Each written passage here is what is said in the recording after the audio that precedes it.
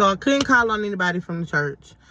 When I did try to call on folks, it was, oh, I'll see what I can do to help you. Just pray. Oh, God gonna make a way. Now, God will make a way. But at that moment, I needed a shoulder to cry on. Not even to just talk about my ex. I just needed somebody to be there for me. I just needed a shoulder to cry on. A pat on the back saying, you gonna be okay. But these motherfuckers, oh, God gonna work it out. Just pray. Just, you know, this, that, and the third. But we supposed to be family. Regardless of what happened, I joined your church family. We're supposed to be family. Now, here's where I go to the point of no return. I'm working with someone from the church.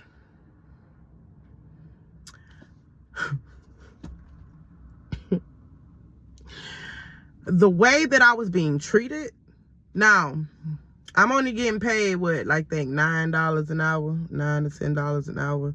But you got me doing 2 different jobs. The title is 2 different job titles. I'm doing this and then I'm doing this. But you only want to pay me $10 an hour. I think it was 9, maybe 9 or 10. And I wasn't getting paid enough to keep a hotel room. So I was about to lose my hotel room. This is where it takes a turn. The person that I was working with, I don't know what the fuck was going on with them, but they were talking to me straight crazy. And one of these days, they said some crazy off-the-wall shit to me. And I was so ready to square up at these white people's establishment. Baby! Like, I literally had to walk the fuck off. I had to walk off.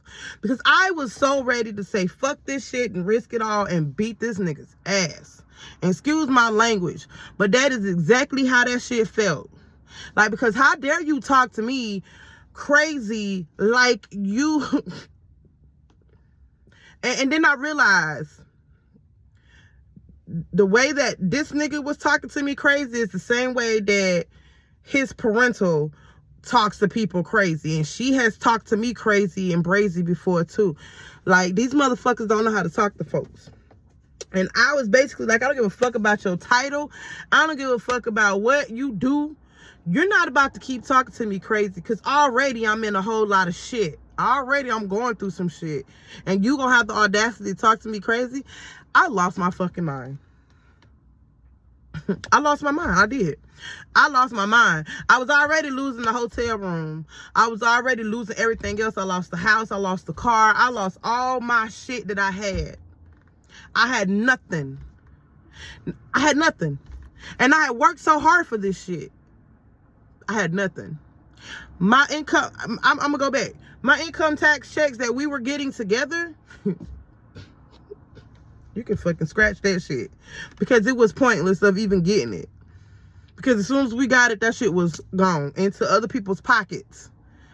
This nigga laid $100 at every fucking woman feet at the church. Now, I believe in sowing seeds. I believe in blessing others. But when you're going to bless the others to the point that you don't got nothing. And that's literally what happened. We had nothing. So anyways, I lost my mind after this person talked to me crazy. And didn't want to pay me. And I had done lost my hotel room. So we really didn't have nowhere to stay. Me and the kids didn't have anywhere to stay. So I had to find somebody to go stay with. So I went off on Facebook. I did. And it might not have been the right place to do it. It definitely wasn't. But you motherfuckers knew who I was talking about, because y'all were the only people I was in contact with. The only people that I had in my life for the past 3.5 years.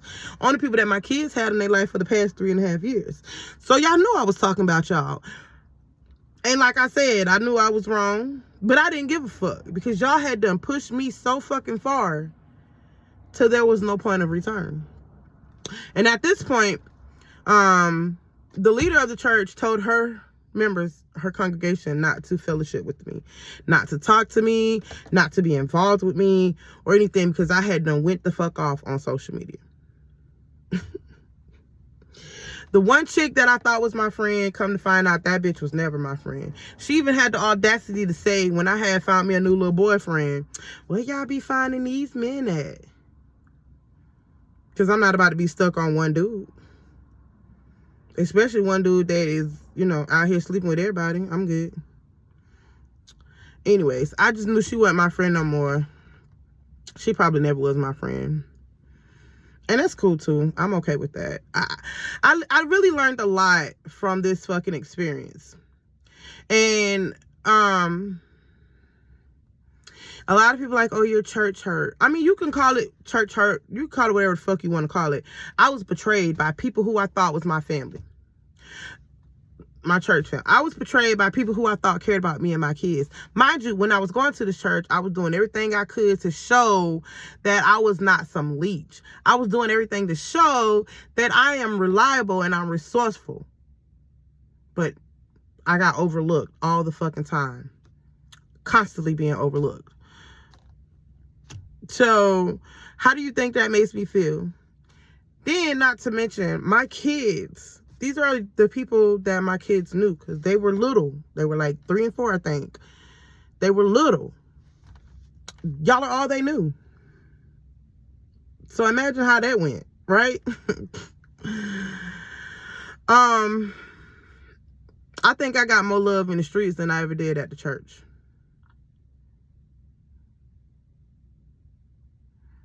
And then if you sit back and just watch how people deal with other people and how they talk about other people and how they gossip about other people that go to that church.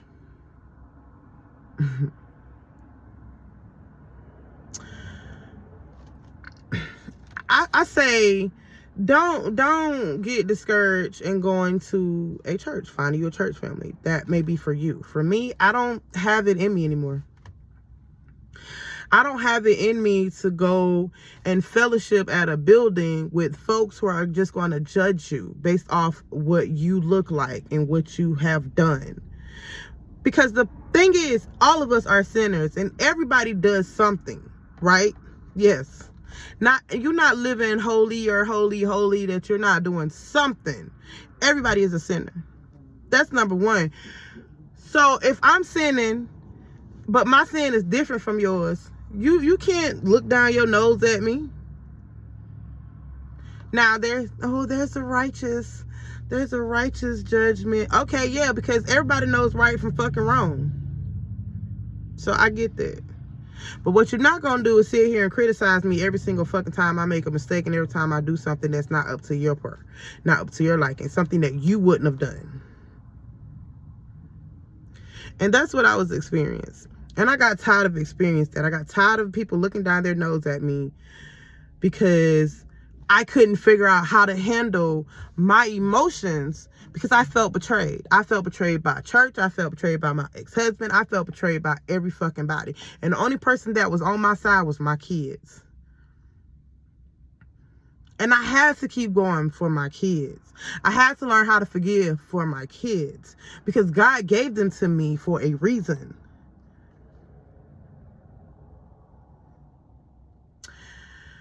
So, I said all that to say,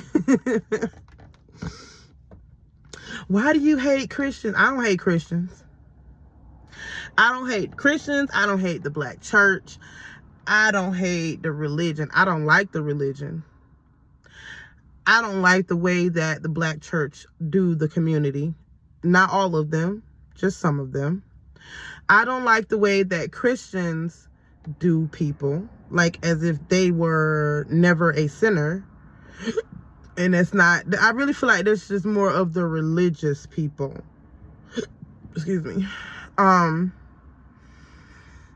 I'll never say that I hate God. I'll never say that I hate, black churches. I never say that. I just will probably never go into one again. And if I do, maybe one day that'll change. Maybe one day it will change for me. Maybe one day God will, give me the serenity to deal with it and finally find me a church home. But until then, I can't. And that was almost, 7 years ago? And it took me about 3 years to heal from that. 2017. was when I really just stopped fucking with the people from the church. All of them. Because what was the purpose? You guys didn't give a fuck about me. Y'all didn't give a fuck about my kids. I almost tried to kill myself, literally jump off a bridge. And you motherfuckers were nowhere near there. Nobody was saying a prayer for Octavia. Nobody was saying a prayer for the kids. So why should I care? And like I said, and before I mentioned, I thought that going to the church, you were supposed to get some type of release, some type of healing, some type of something to help you, you know, get through to the next Sunday. And it was not like that for me. Every time I went into this church building, I felt like I was fighting something. I was fighting something from someone. If it wasn't the leader, it was the other people. If it wasn't a girl that my husband cheated on me with, it was him. If it wasn't his sister, it was the gay brother who practiced witchcraft, who said he does witchcraft. If it wasn't him, it was somebody, because they didn't want me to be with him. And I was the bad person. But I was the one getting cheated on. You see how that shit goes? So yeah, I'm not gonna knock nobody's, you know, religion or spiritual or whatever. I have a relationship with God myself. I pray, I read, I, you know, fast. I do my necessities for my flesh and my spirituality. My walk is not your walk. Your walk is not my walk. I'm not going to judge you for what you do, and you shouldn't judge me for what I do. But the problem here lies in when we go into these buildings and everybody got their own little secrets of what they're doing in their life, but then they got to look down their nose at somebody else. Yeah, whatever. Y'all can have that. And another thing, I just want to point this out. I really feel like I was mad hurt because when you grow up without a family, you kind of want to feel included, or you want to belong somewhere. And I'm just being honest. I dealt with rejection my whole entire life. I was rejected by my mother. I was rejected by my father. I was rejected by his side of the family. Growing up, you get rejected because you're too black. I got rejected because I was too tall. Whatever. So when I thought that I found something, I was happy to be there. But then I knew that the devil was going to bring his little ugly ass in and make the shit impossible. Yet, I fought as much as I could until there was nothing left in me. But this nigga wasn't fighting at all. And this was the nigga that I was married to. The one who said God said that was my wife. He had no fight. But you got enough fight to go in there. Anyways. So, I just thought that because I found a church family that I found somewhere to belong. I found something that if I was going through some hard times, I could call on these people. Somebody would sit and pray with me. Maybe not even pray with me, just sit there and listen. Because maybe I just need to vent about something. So you just sit there and listen. But I didn't have that. I didn't have a support system. My kids didn't have a support system. They didn't have anybody that they could say, well, if my mama is fucking going through it, I can call on this person and say, hey, can you come talk to my mama because she going through it.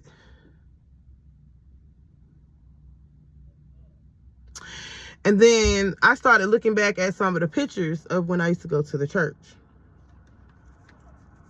Yeah, let's just say I'm much brighter and a lot more vibrant than I was when I used to go to that church. I was dark. You could see it on me. I didn't look like me. It was just a whole lot with that. But I wanted to share that because I had to get it off my chest and be done with it. I needed to... I'm not mad at anybody. Let's get that clear. I'm not mad at anybody. I actually want to say thank you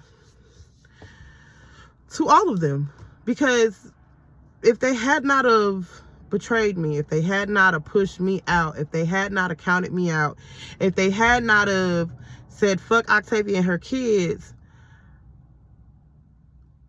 I'd probably be stuck So I thank God for that. I thank God that he removed shit that needed to be removed from my life. Lord, forgive me. I thank God for that. I thank God that he removed people, things, stuff, whatever from out of my way. I'm in a much better spot than I have ever been in my entire life.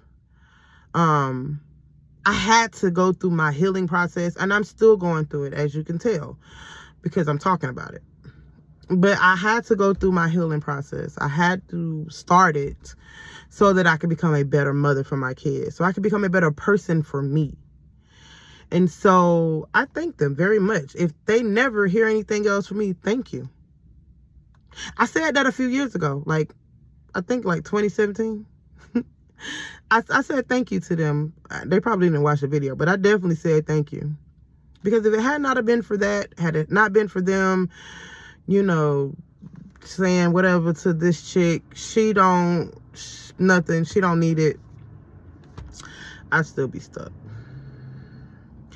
Me, on the other hand, I couldn't have seen myself doing somebody like that, because I care about people and I care about their mental health and their well-beings. So if the shoe was on the other foot, I would have tried, but you can never tell what anybody's going through. So I ain't mad at nobody. I am grateful that they did that, because it pushed me to be the person that I am right now. It pushed me to fight hard and to go harder and to keep pushing, because the rainbow's on the other side of that. That's the word right there, okay? So, yeah, I just want to say, thank you for taking the time to listen to this long-ass, podcast video. If you're listening to an audio, then thank you for that as well. But I just had to clear it up. I'm not mad at the church. I'm not mad at the community of Christianity. I'm not mad at none of that. It is what it is. And New Modern Day has showed you that that's not what would Jesus do. Wait, did I say it right? Because it's like, what would Jesus do? I don't think Jesus would have just left me out to dry regardless to whatever. But who knows? Because back then when Jesus was alive, it was a different time, right? Yeah, tell a friend to say thank you. Have a good one.